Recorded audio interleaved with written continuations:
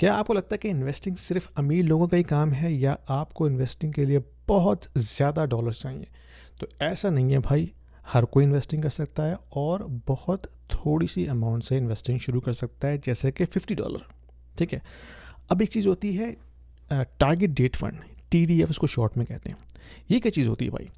ये बेसिकली एक तरह से ETF या म्यूचुअल फंड की तरह से होता है। ठीक है, इसमें कलेक्शन ऑफ स्टॉक्स होते हैं, डिफरेंट किस्म के एसेट्स होते हैं और आप उसको एक लंबे अरसे के लिए जो है वो उसको फंड करते हैं। और शुरुआत करना उसका बहुत ही आसान है। आप जैसे कि आपने सोचा कि भाई मेरी जो रिटायरमेंट एज है वो 2050 में जाके होगी।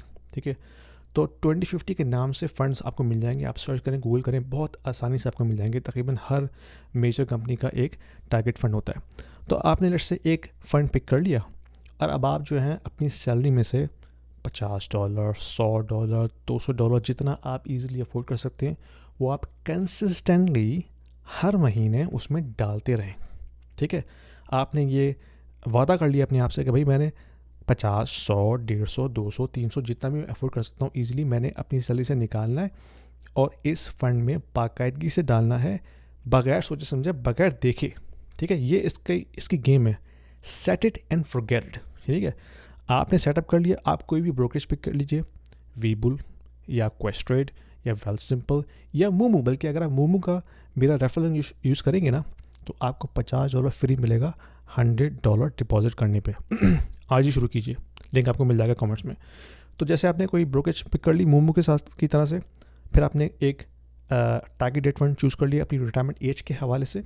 अब आप $50, $100 जितना भी अफोर्ड कर सकते हैं आप कंसिस्टेंटली डालते रहें over the period of let's say 10, 15, 20 years.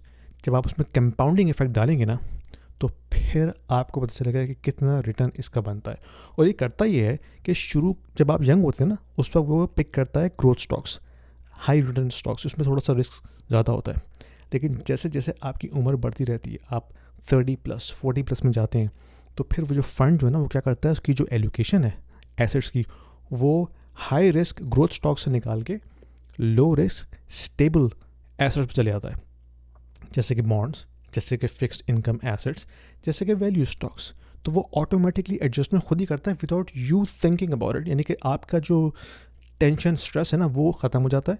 आप चुप करके जो है हर महीने उसमें पैसा डाल रहे हैं 10-15 साल के लिए।